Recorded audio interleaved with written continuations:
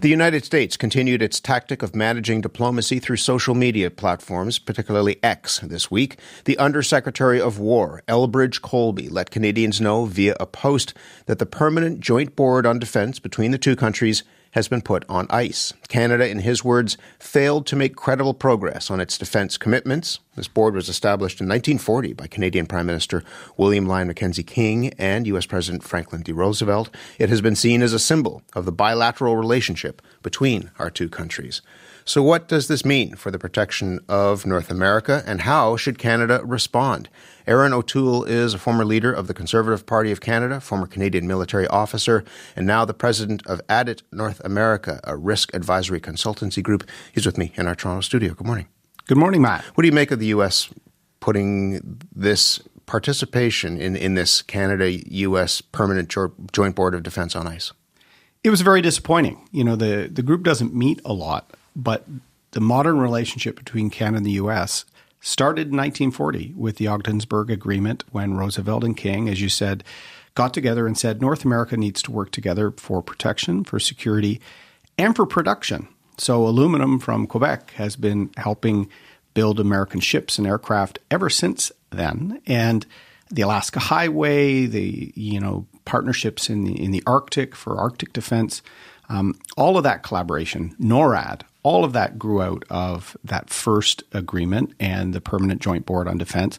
So it's just a sign that the U.S. is quite cavalier with their longest and closest allies. And it came on the heels of the president's trip to China, which I found particularly bizarre given security concerns with China. President Trump seemed to be warmer to China than to his neighbor here in North America. Our colleague Murray Brewster is reporting that some of the key irritants that led to this decision were a lack of a clear roadmap on NATO spending goals and the fact that Canada hasn't yet made a decision on the F-35 fighter jets. Is it about those two issues, do you think? I do think there's pressure about the F-35, Matt. I've been a long advocate for the F-35. It's a fifth-generation fighter. Canada's been participating in what was the Joint Strike Fighter program since Jean Chrétien was Prime Minister. But as I joked on X last night myself, if you were thinking of buying a car for a long period of time, and in the final stages the salesman started questioning your driving ability and sort of ribbing you, would you go through with the purchase? That's kind of what we're looking at here. You know, the F-35 will be a $30 billion purchase, give or take. And given what's happening with 232 tariffs, what's happening with just general treatment of Canada as an ally, why would we reward that with completing that transaction? So you said to the Globe and Mail that this is the right decision in some ways to hold firm on this. I think the Prime Minister is taking the right course of action, which is keeping engaged and talking about the F-35. We've committed to a small number, I think around 15. We've already sort of signed the paper type thing. But 88 is the order. Back in the Harper days, we were only buying 65, and then Justin Trudeau canceled it and then reversed it, and then the number became 88. So do we buy it? How many do we buy? Warfare is also changing. We're seeing from the Ukraine war, most things are now autonomous. So will the future be autonomous drones flying with fewer jets? But your point is we shouldn't be making this decision if the U.S. president and the U.S. government are insulting us and threatening us and. Yeah. In fact, our modern trade agreement, Matt, grew out of that 1940 meetings, the Ogdensburg and the Hyde Park, because we started collaborating on steel, aluminum, and defense production.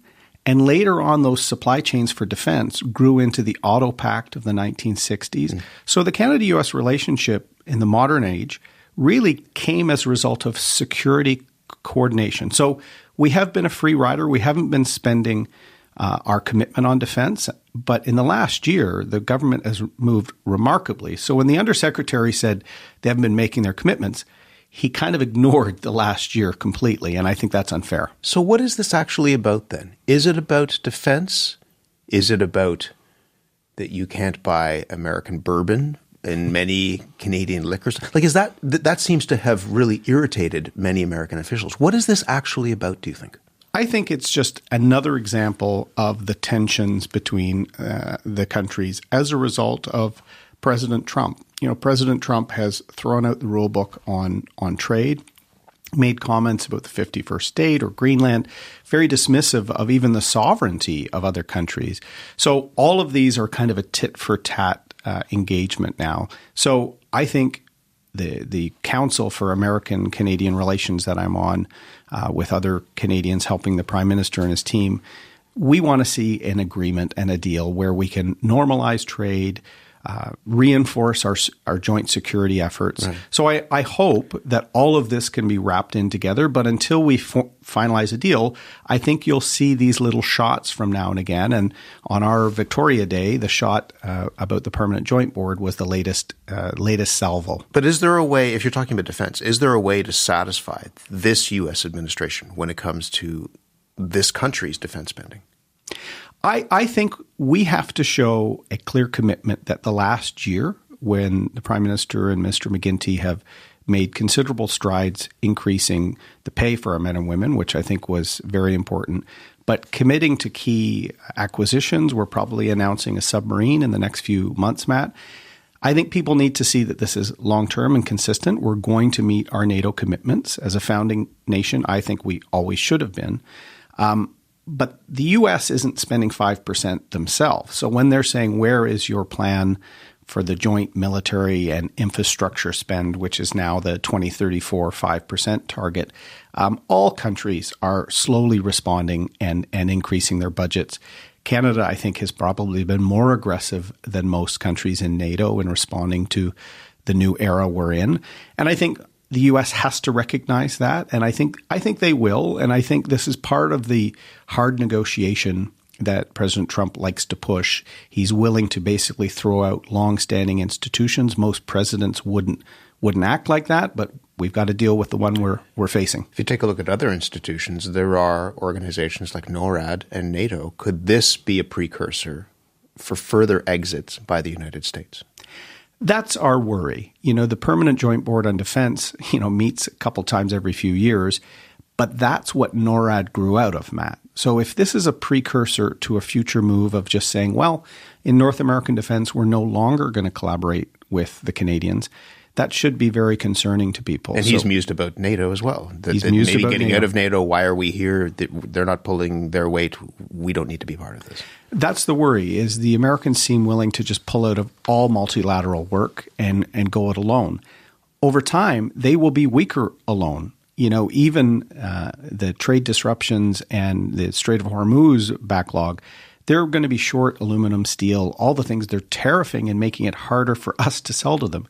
So I think a lot of this is going to come home to roost for the president soon with cost of living crisis, inflation, fuel costs. So I think in the next few months, if we're smart, if we're strategically patient, we can drive for a deal on both the trade and security front. Just the last point on this. How should we respond? And what do you make of how the Prime Minister has responded thus far? I think he's been professional and serious, and that's what the Americans expect. I think if we show weakness, they will never stop pushing for more. And so, that's a hold the line kind of strategy in some way. It has to be a hold the line. It will be tougher for us. We're the smaller partner by a large margin in North America, but we have to stand up for our principles. We have to push for a fair deal. The government, gave in on the digital sales tax and really got nothing in return for that. More harsh rhetoric, more challenge. We need a deal for our tariffed industries, auto, steel, aluminum. We need certainty for energy, for agriculture. And we've got to show the Americans this helps them even more than it helps us. And I think the Prime Minister is demonstrating that resolve we need. It's good to see you as always. Thank you very much. Thank you, Matt. Erin O'Toole is a former leader of the Conservative Party of Canada, a former Canadian military officer.